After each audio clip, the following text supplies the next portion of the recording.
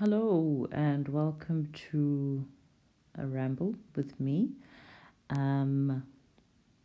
We are busy with IEB May 2024 paper 2, question 4a. This is also a first for the channel. I do not do videos about proving theorems. I don't do it because I don't like to cram. And these proofs just need cramming. And I mean, don't get me wrong, I don't mean that you must cram the whole proof. I think you just need to know the construction to make and the starting connection. From there, it can flow, I think that's maybe the ideal way to learn it. Anyway,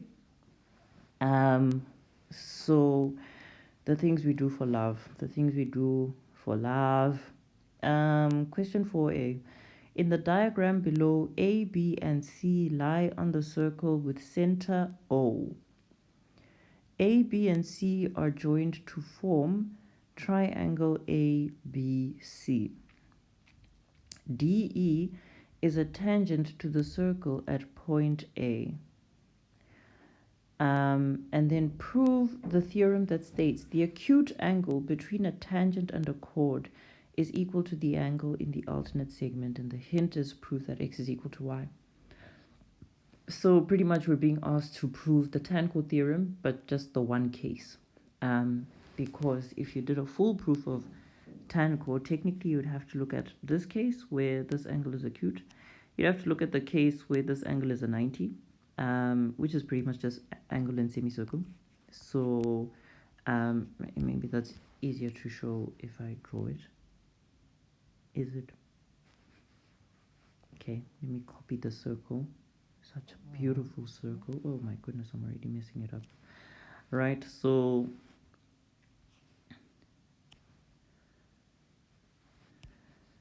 and then the tangent is here. Whoa, the tangent is not there.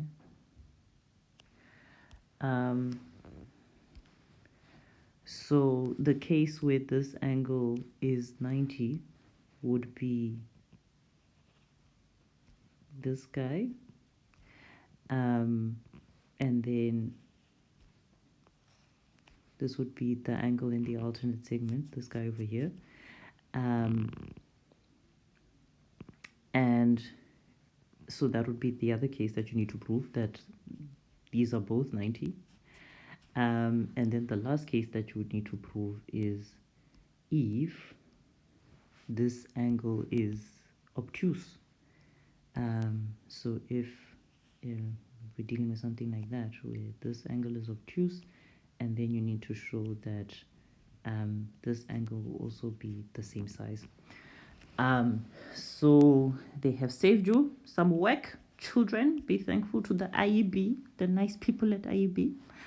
But be ready to prove all cases. And actually, like, the textbooks I looked at don't even care about the case when it's 90. Maybe because it's just a moot point. Not a moot point, but it's a very straightforward thing to prove. Anyway, right, so here we go. This is acute, and we need to show that this is equal to that. And again, the two textbooks I looked at had two different approaches, which is so wonderful. That's like, man, you gotta love this. You gotta love this about maths. And when I was just trying to come up with a proof myself, I also came up with a third approach. So I'm just gonna do the one because, like I said, I'm not really here for this content, man. Like, I'm not passionate. The passion is not there. However, if you want me to do a video on the other approaches, I will do it. Anyway, so I'm just going to do my approach because I like my approach. So, right. The construction I'm going to make is the diameter, right? I'm going to draw a diameter from point A, obviously through the center to the other side. And I'll call this guy P, because why not? And we'll write all of this down soon, but I just want to kind of lay down, you know, the blueprint of, yeah, what I'm going to do. Then from there, I'm also going to construct the chord PC. Okay, and the nice thing about doing that is that now I have this 90 over here, okay, because angle and semicircle, yes. And then I also have this 90 over here because tan rad. And this is the nice thing about tan-chord, is that by the time you get to tan-chord, you've been exposed to all the other theorems, so all of them are at your disposal when it comes to proving this theorem. So right, I've got this 90, I've got that 90. Okay, right, and so this angle over here would be 90 minus y, right? And this little angle over here would be 90 minus x. But look at the relationship between these two beautiful little angles, and I will just highlight them to make it abundantly clear. Right, do you see our beautiful butterfly shape? These are angles in the same segment, and so these two are equal. 90 minus x is equal to 90 minus y, which then implies that x must be equal to y. And so we have proven what we set out to prove. Isn't that just beautiful? Yes, it is, if I must say so myself. So let us take it from the top. Right, we begin by stating what we are going to construct. Yo, I don't want to draw that beautiful diameter again. So we shall construct. Oh, this is not going to end well because there's no space. There's no space, dummy. I think what I should do is to shrink this. Right, so we start out by saying construct, and we do two constructions. We do diameter AP, okay, so this point we call P, and then we also construct chord PC. Nice. Right, then we do our proof. So we begin by saying that angle C, or let's name it fully, this whole angle here, ACP is equal to 90 because angle in semicirc. And those of you who've watched other videos of mine, other Euclidean videos of mine, will know what a special hatred I have for abbreviating semicircle to semicirc, but desperate times. Right. And so therefore this angle, which we shall call BCP, is 90 degrees minus y. Right, so let's fill that in.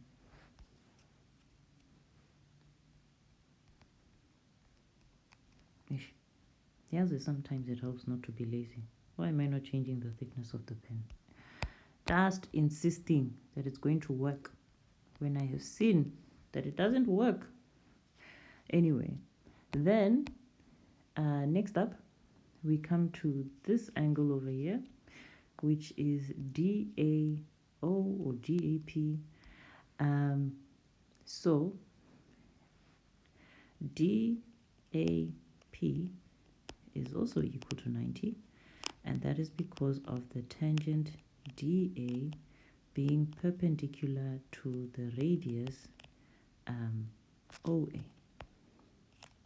Okay, and so therefore the angle DAB,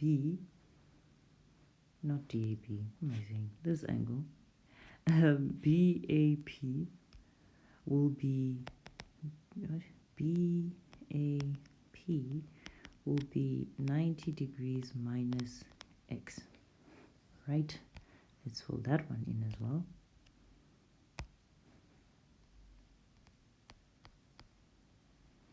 Okay, right.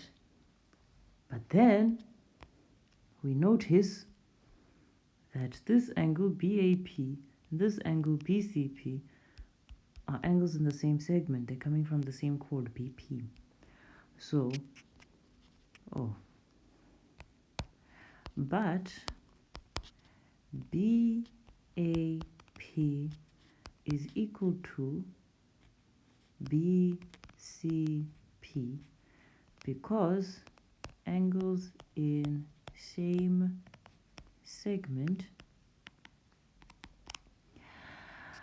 and so that means 90 minus x is equal to 90 minus y, and so therefore x must be equal to y, which indeed proves the proof de la proof.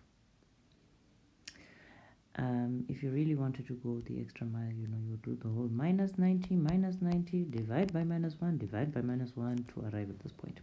But, oxalai, you know. And that's the proof. And yeah, like I said, not the proof, because there are so many other ones that you could, so many other ways that you could do it. And like I said, you know, I was being spicy earlier about it, but genuinely, if you would like to see other ways to prove this theorem, shout,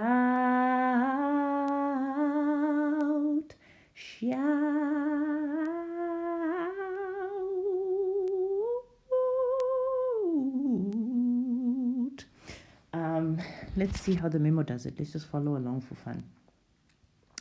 So, okay, I think I'm gonna need to just put a fresh diagram here.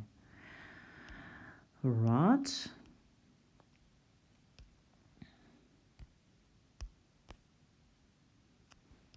Okay, this is not the best way to do what I'm trying to do. Right. So, the memo says construct AF through center O. AF through center O. That is not through center O. Okay. Join BF. Okay, so we're going in the other direction. Right. DAF is 90. That is true because of tan-chord. And so therefore BAF is 90 minus x. I agree. Right. And then ABF is 90 because angles in semicircle, right? This is our diameter and it's subtending this angle at the circumference. So that's a 90. Right?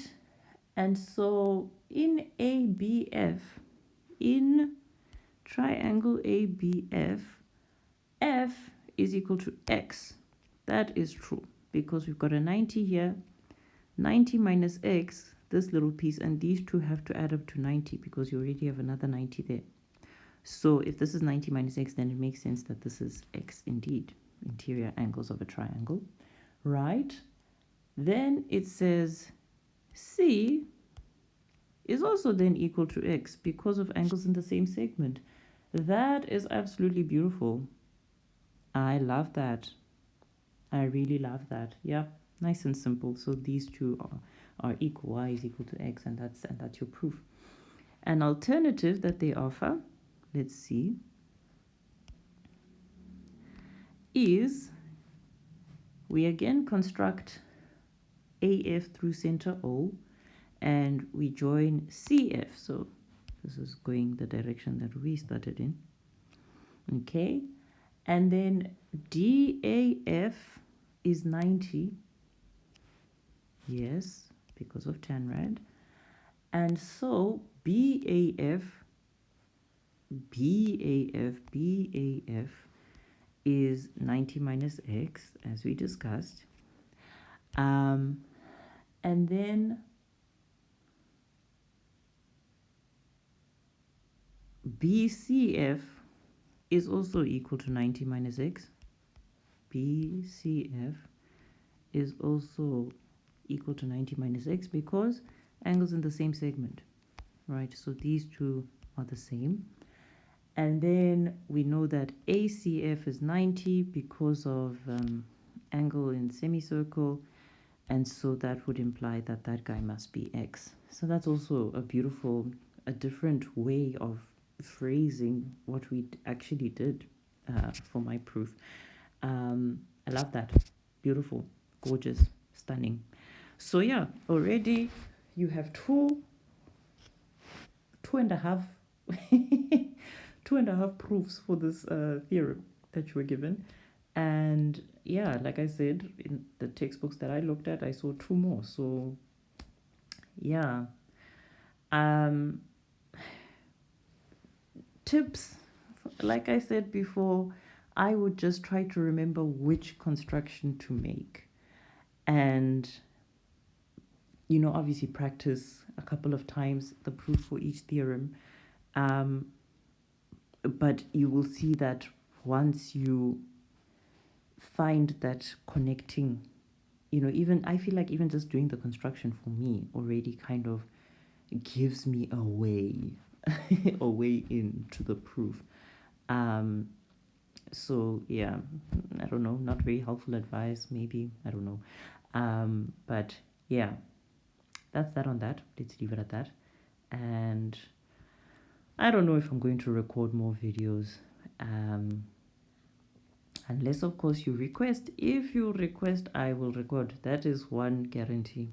But me, up to myself, it might be a while. I really do want to finish up the 2022 series though, and I'm curious to see if some of the November 2024 papers have been released yet. It would be nice to look at those. But I haven't even done how far am I with 2024? I still need to do the department's May 2024 papers. Oh my goodness. We shall see. Anyway, thank you for tuning in. Thank you for being present for this ramble. It means a lot to me. And if you are burning the midnight oil, prepping for them exams, good luck and cheerio.